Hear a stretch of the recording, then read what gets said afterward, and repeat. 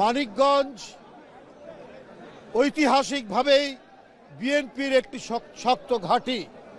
শহীদ রাষ্ট্রপতি জিয়াউর রহমান তার যে খাল কাটার বিপ্লব, তিনি একটি স্কুলে রাত্রি যাপন করে এই খাল কাটা বিপ্লবের শুভ সূচনা করেছিলেন।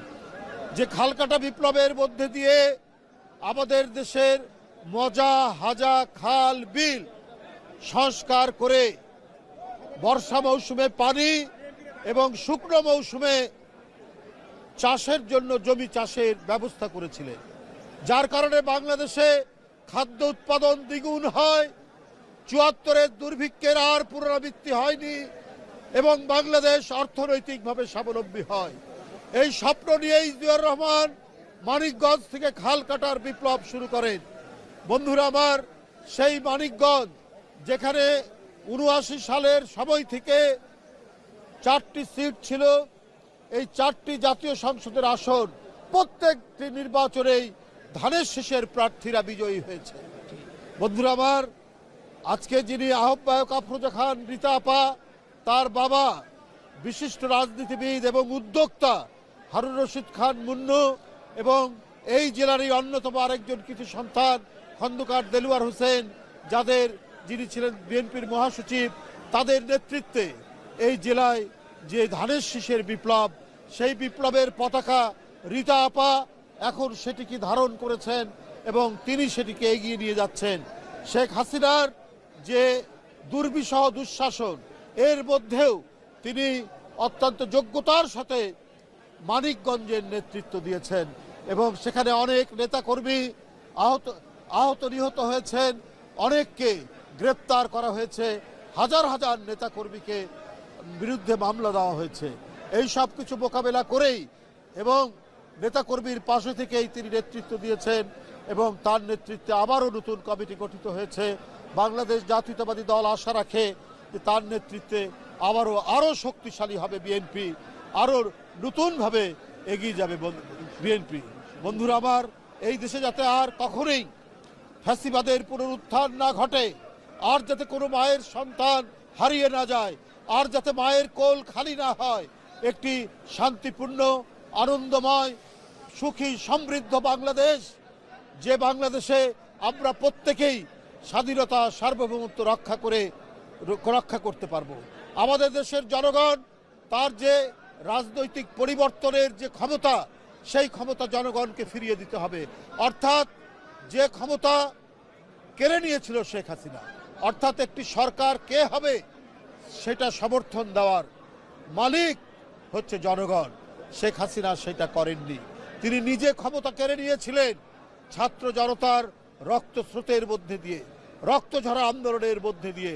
সেই ভয়ঙ্কর স্বৈরাচার পালিয়ে গেছে এবং এখানে গণতন্ত্রের পথে এগিয়ে যাওয়ার একটি পরিবেশ তৈরি হয়েছে। তো আমার মনে হয় এই পরিবেশকে নিশ্চিত করার জন্য এবং জনগণের মধ্যে আশা জাগানোর জন্য অন্তর্বর্তীকালীন সরকারের অনেক কিছু করার আছে। কারণ জনগণ চায়, তারা যে 16 বছর ভোট দিতে পারেনি, তারা ভোট কেন্দ্রে যেতে পারেনি, তাদের পছন্দসই প্রার্থীকে ভোট দিতে পারেনি, সেই পরিবেশ যাতে ফিরে না আসে, সেই পরিবেশ তৈরি করতে হবে অন্তর্বর্তীকালীন সরকারকে।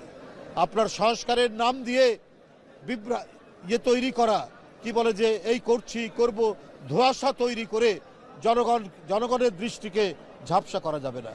বিএনপির পক্ষ থেকে বারবার বলা হয়েছে সংস্কার আপনারা করুন, কিন্তু কথা হলো সংস্কারের নাম দিয়ে আরও গণতন্ত্রের যে কাজগুলো রয়েছে, গণতন্ত্রকে মজবুত শক্তিশালী করার জন্য, আর সবচেয়ে বড় কথা হচ্ছে যে গণতন্ত্র মানেই হচ্ছে জনগণের শক্তি, জনগণের ক্ষমতা, সেই ক্ষমতা ফিরিয়ে দেওয়ার ব্যবস্থা তো করতে হবে। তার জন্য তারিখ নির্ধারণ করতে হবে। অন্তর্বর্তীকালীন সরকারের প্রথম এবং প্রাথমিক দায়িত্ব হচ্ছে একটি অবাধ সুষ্ঠু নির্বাচন। কে দল গঠন করবে না গঠন করবে সেইটা সেই ব্যক্তি বা সংগঠনের দায়িত্ব, কিন্তু এটা প্রধান উপদেষ্টার দায়িত্ব নয়। প্রধান উপদেষ্টা দীর্ঘ 16 বছরের আন্দোলনের ফলে স্বৈরাচারের পতনের মধ্যে দিয়ে গণতন্ত্রের অঙ্গীকারের যে সরকার, সেই সরকার তো হচ্ছে ডক্টর ইউনূসের সরকার। তো সুতরাং এখানে প্রত্যেকেই যারা গণতন্ত্রের সপক্ষে তারা দল গঠন করতে পারে, তারা রাজনৈতিক মতামত দিতে পারে, কিন্তু সরকারের দায়িত্ব হচ্ছে যে প্রত্যেকে যাতে প্রতিযোগিতা করতে পারে, অংশগ্রহণ করতে পারে এবং একটি নির্দিষ্ট সময় এবং দ্রুততর সময়ের মধ্যে অবাধ সুষ্ঠু নির্বাচন নিশ্চিত করতে পারে। সেই অঙ্গীকার, সেই কমিটমেন্টটা তো আপনার দিতে হবে জনগণকে। তা না দিলে পরে জনগণের মধ্যে তো আতঙ্ক তৈরি হবে যে শেখ হাসিনার আবার কোনো প্রেতাত্মার জন্ম নেয় কিনা, এই নিয়ে তো একটা সংশয় দেখা দেবে।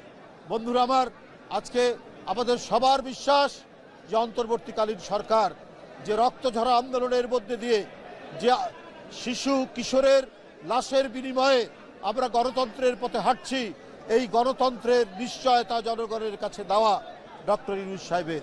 কোনো ধরনের গড়িমসির কারণে আমাদের সেই যাত্রাপথ যাতে বিঘ্নিত না হয়, সেই যাত্রাপথ যাতে কোনোভাবে তার অন্তরায় তৈরি না হয়, সেইটা করতে হবে। আজকে গণতান্ত্রিক সরকার নাই বলেই আজকে ইনভেস্টমেন্ট হচ্ছে না, আজকে বিনিয়োগ হচ্ছে না, বিনিয়োগ করতে কেউ সাহস পাচ্ছে না। কারণ অন্তর্বর্তীকালীন সরকার তো হচ্ছে একটি অন্তর্বর্তীকালীন সরকার, সাময়িক সরকার।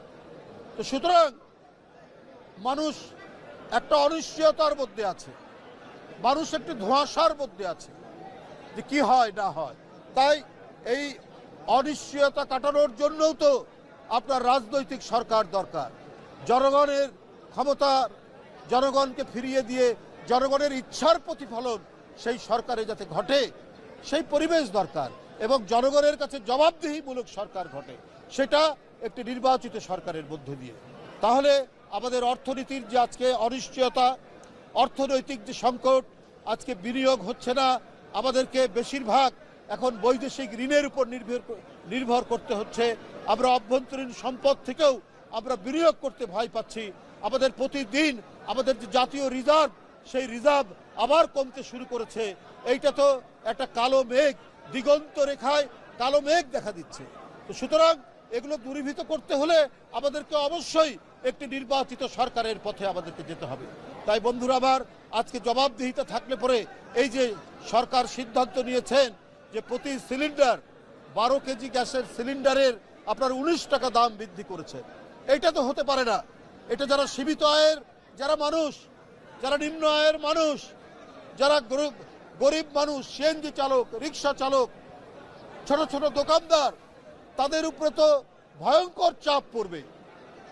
সুতরাং এই যে আপনার গ্যাসের সিলিন্ডারের গ্যাসের দাম যে বৃদ্ধি, অর্থাৎ যেটি গৃহস্থালিতে ঘরের কাজে যে গ্যাস জ্বালানো হয়, অর্থাৎ আপনার রান্নার জন্য যে গ্যাস জ্বালানো হয়, সেই গ্যাসের দাম যদি বৃদ্ধি হয় 19 টাকা প্রতি সিলিন্ডারে, এটা তো সাংঘাতিক ধরনের অর্থনীতির উপর একটা চাপ পড়বে, গরিব মানুষের উপর চাপ পড়বে। এটা সম্পূর্ণ অযৌক্তিক, এটা গণবিরোধী। আপনার নির্বাচিত সরকার থাকলে এই ধরনের পরিস্থিতি আপনার হবে না। আমরা গণতান্ত্রিক রাজনৈতিক দল অন্তর্বর্তীকালীন সরকারকে আমরা সমর্থন দেই, এখনো সমর্থন দেই, কিন্তু আপনার মনে রাখতে হবে আপনাদের সিদ্ধান্ত যেন গণবিরোধী না হয়, এটা গরিব মানুষ মারার কোনো সিদ্ধান্ত না হয়, সীমিত আয়ের মানুষ আরো বেশি নিপীড়িত হবে। এমনিতে প্রতিদিন নিত্য প্রয়োজনীয় জিনিসের দাম বৃদ্ধি পাচ্ছে, চালের দাম কমাতে পারেনি, যেখানে মানুষের মোটামুটি পেট ভরবে তার দাম কমাতে পারেননি, তার উপরে যদি আপনার এই সিলিন্ডারের দাম বৃদ্ধি করেন, সিলিন্ডার গ্যাসের দাম বৃদ্ধি করেন, এটা মরার উপর খাড়ার ঘা ছাড়া আর কিছুই নয়। বন্ধুরা আমার, আমি বক্তব্য দীর্ঘায়িত করব না। আমি আজকে মানিকগঞ্জ নবগঠিত আহ্বায়ক কমিটি রীতা আপার নেতৃত্বে যারা পুষ্পার্ঘ্য দিলেন, যারা এখানে ফাতেহা পাঠ করেছেন, সেই নবনির্বাচিত নেতৃবৃন্দকে আমি প্রীতি এবং শুভেচ্ছা জানাচ্ছি। আপনার এবং সাংবাদিক ভাইরা আপনারা অনেকক্ষণ এখানে অপেক্ষা করেছেন, আপনাদের সবাইকে আন্তরিক প্রীতি জানাচ্ছি। দেখুন, স্পষ্ট তো বলা হয়েছে সম্পূর্ণ, যারা অপরাধ করেছে এবং তাদের তো বিচার হতেই হবে, আমরা আপনারা সবাই জানি। আর এটা নিষিদ্ধ হবে কি হবে না কি হবে, এটা তো সমস্ত রাজনৈতিক দলের সাথে অন্তর্বর্তীকালীন সরকার বসে তারপরে তারা সিদ্ধান্ত নেবেন যে এটা তারা কি করবেন। তো সেইটা তো বসে সিদ্ধান্ত তো এখনো নেওয়া হয়নি, এটা সিদ্ধান্ত নিয়ে তারাই ঠিক করবেন যে আওয়ামী লীগ কীভাবে তারা কাজ করবে। এখন তো তারা যেটা করছে, তারা সন্ত্রাসমূলক কাজ করছে, বিভিন্ন জায়গায় তারা মারামারি করার চেষ্টা করছে। তো সেইটা তাদের মধ্যে যে ওই যে পুরনো কি, সেদিন পর্যন্ত তার ক্ষমতা ছিলেন, যে ধরনের মাফিয়াতন্ত্র এবং গুন্ডামির যে ভাব, সেইটা এখনো তাদের মধ্যে যায়নি। কিন্তু তারা রাজনীতি করতে পারবে কি পারবে না, এটা জাতীয় সিদ্ধান্তের ব্যাপার। ধন্যবাদ।